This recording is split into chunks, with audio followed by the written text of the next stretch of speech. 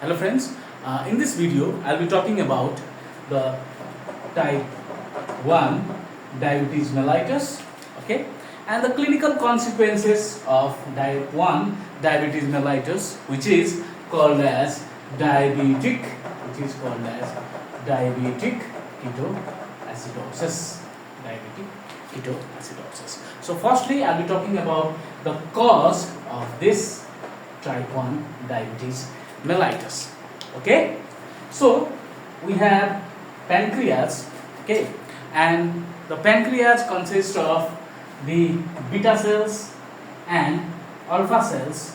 Okay, so the function of beta cells is to secrete insulin, and the function of alpha cells is to secrete glucagon, depending upon the amount of glucose present in the circulation, that means present in the blood. So when there is a high amount of glucose in the blood, the insulin is secreted by the beta cells, whereas when there is low level, that means during hypoglycemia, the glucagon, it is secreted by the alpha cells of the pancreas. And this insulin and glucagon, they both are important for something called as blood glucose homeostasis. Okay, and if there is anything that causes decrease or secretion of insulin from the beta cells, or when the body is resistant to insulin, or if there is anything that inhibit the release of both these hormones, the blood glucose homeostasis is altered, which can lead to pathological consequences. Okay, so this type 1 diabetes mellitus. So what happens is, in type 1 diabetes mellitus, there is autoimmune destruction. There is a autoimmune destruction of beta cells. So type 1 diabetes mellitus, it is an autoimmune condition. Okay, and there are autoantibodies that are directed against the beta cells of the pancreas, which leads to less availability of insulin or no availability of insulin in the blood. Okay, and if there is no insulin, if there is absolute deficiency of insulin, okay, the glucose level in the blood increases significantly. It increases significantly. Okay, and the most common clinical manifestation of this type 1 diabetes mellitus is diabetic ketoacidosis. So why does this happens? Okay, now we'll be going to talk about this, the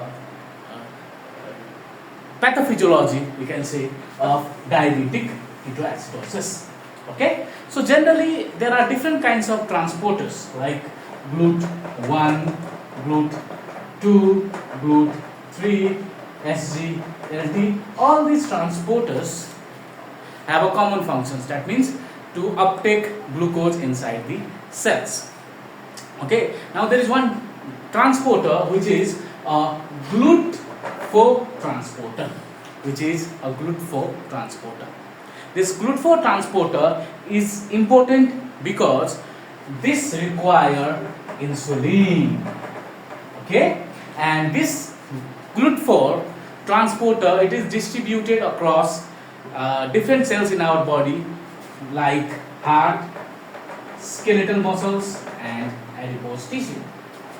Okay, so this GLUT4, it is a transporter that is also involved in the uptake of glucose from the bloodstream. Okay, but this GLUT4, it is not always fused onto the cell membrane. Okay, rather this GLUT4, it is sequestered in the cytoplasm, and the fusion of this GLUT4, it requires binding of insulin to its receptors. Okay, so firstly, during the normal condition or during the normal physiological state, when the person consumes milk, and the level of the glucose, it increases in the blood. Okay, so inside the beta cells there is a rise in concentration of ATP. Okay, and the rise in concentration of ATP, the rise in concentration of ATP, or if there is increased ATP by ADP ratio in the beta cells, it triggers the release of insulin, which is a peptide hormone. Insulin, it is a peptide hormone. Okay, so this insulin, after it's released in the bloodstream, it binds to its target cells. Okay, and the receptors for this insulin is the receptor tyrosine kinase. The receptor tyrosine kinase. Okay, once the insulin it binds to its receptors, there is a signaling cascade. There is a signaling cascade that is activated. Okay, and the effector protein, which is the AKT substrate 160 protein, it is activated.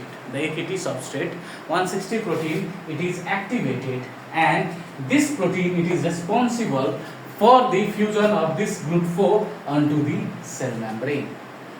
Okay, only after that, in heart, skeletal muscles and adipose tissue, the glucose they are allowed to enter inside the cells only after the fusion of this GLUT4 onto the cell membrane, after the insulin binds to its receptors. Okay, so this is the normal physiological state. But what happens in diabetic ketoacidosis? Okay, that is our area of concern.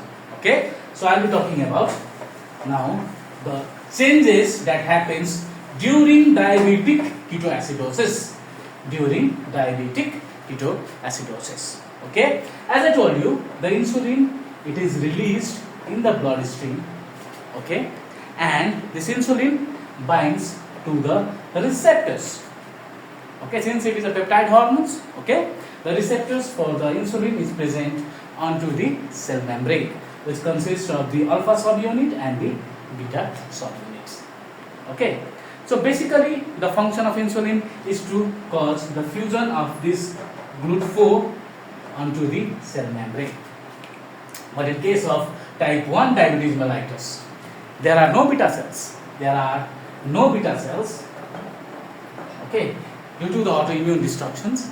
Okay, and the inavailability of beta cells causes no insulin to be present in the circulation. Okay, so there is deficiency of insulin. Okay, and due to the deficiency of insulin, what happens? The amount of glucose that should enter inside the cells remains in the blood itself. Okay, now this glucose being a universal source of energy, that means it is utilized by all the cells in our body. Okay, it can't get inside the target cells. So these cells now they are starving. The cells now they are starving. Now there is an alternative pathway that is activated now. Due to the absence of insulin, there is a release of glucagon. There is a release of glucagon from the alpha cells. Okay, and this glucagon, it trigger lipolysis. It trigger lipolysis by activating this enzyme, which is called as hormone sensitive lipase. Okay, and this hormone sensitive lipase, it acts upon the triacylglycerols. The triacylglycerols. Okay, and the triacylglycerols, they are degraded into free fatty acid and glycerol molecules. Okay, so these free fatty acids, they are utilized for the beta oxidation. Okay, and the glycerol is used for the gluconeogenesis. Right? Free fatty acid, let's say 95% of the energy is given by free fatty acids, and only 5% it is coming from the glycerols.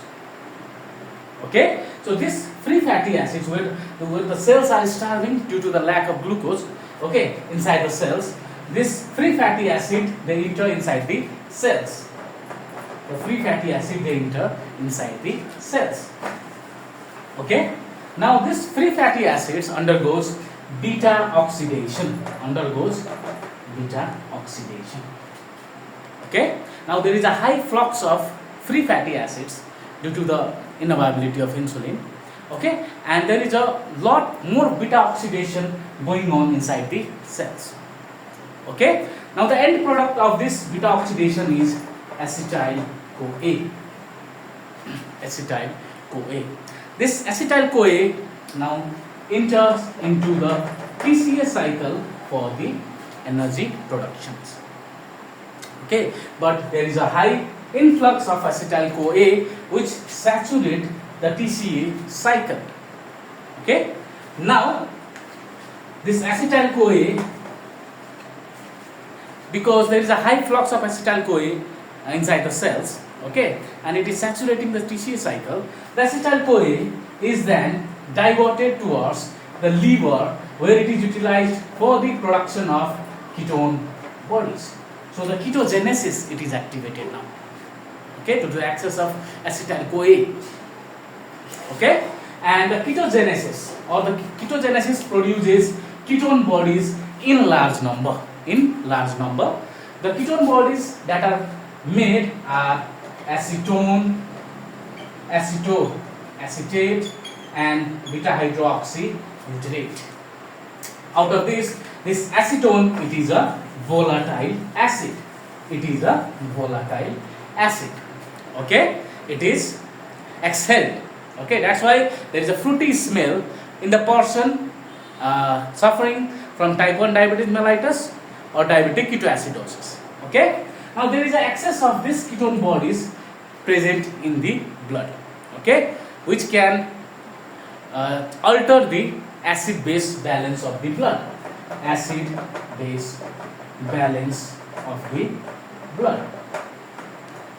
Okay, so it produces these ketone bodies that are present in excess number in the blood leads to decrease in pH of the blood, leading to a condition called as metabolic acidosis, which is also, or not metabolic acidosis, which is diabetic ketoacidosis.